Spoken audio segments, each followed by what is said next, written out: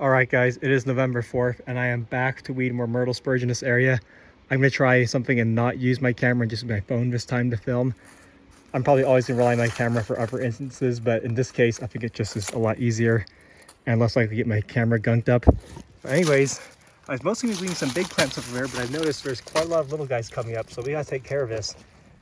So I'm really glad I came back here now. So let's just jump in and see what happens.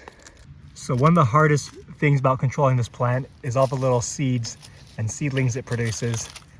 Crap, those didn't come out by the root, but these plants are so weak, I doubt they'll do much. But if you just miss one of these, then don't revisit for a few years. You can have a really big problem on your hand. So to tell them apart from other plants, or I mean, really just how to identify them, of course, always look for the waxy leaves. That is typical of Myrtle Spurge. And take note of the fact that's got a red stem, at least on the above ground portion, turning to white when it gets to the root below ground. When they're older, of course, you don't have a red stem, but that is a major feature to identify them apart from other species that you might look a little bit similar, though the most common one around here you might mistake them for is one of the species of toadflax, which are also invasive, so feel free to pull those as well. God, this is really annoying, and this is one of the reasons why these plants, again, are so hard to eradicate. I'm having a lot of trouble getting these up from the roots, but I think the little stems, if I are not going to have a lot of energy stored up to regrow if I pull them at this stage. And that'll be my little collection. Let's see how big it gets by the end of this. So this is what I got so far after just a few minutes of this, but there's going to be a lot more if I finish up this area. We'll see what I can do.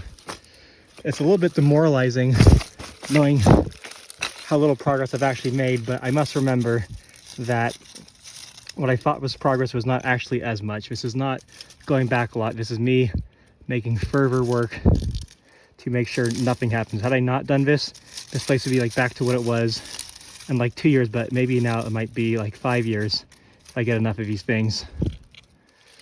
But one nice thing about this plant, as far as wanting to control it, is that it doesn't like regrow from little fragments of stem like some plants do, such as Japanese knotweed. That's like notorious for that. You have to remove every little fragment of root and just keep at it over and over again.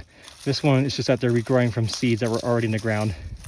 That's the other thing I worry about too. There might be some seeds stuck in the ground that are not germinating yet and waiting for the springtime next year, maybe, who knows.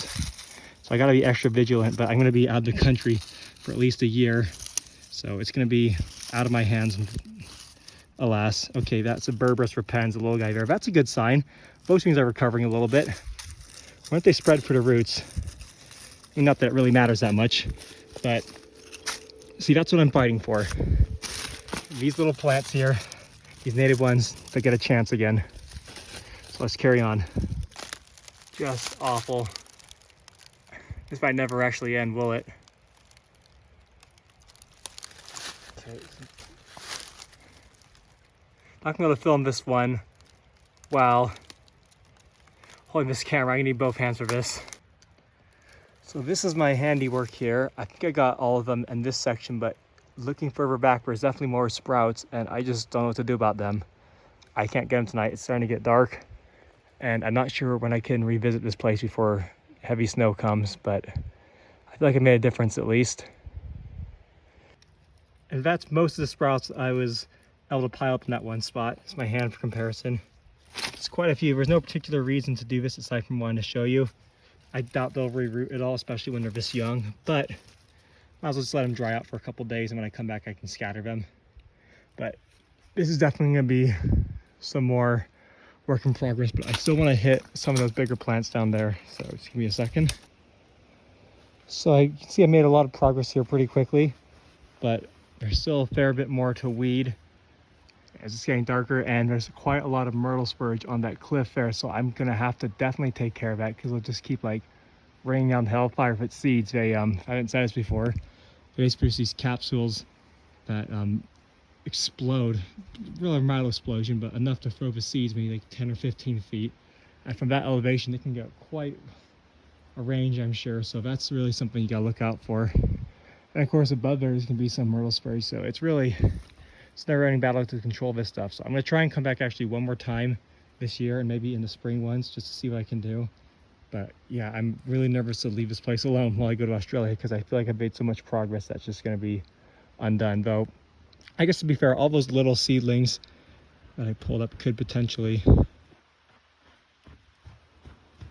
Sorry, some guy just ran by. All those could potentially just be smothered by the snow and the leaves. And it's perhaps that many of them will not actually end up growing and developing further than the little guys you saw me pulling, those little sprouts. So hopefully that's the case. But for now I gotta go, so see you next time.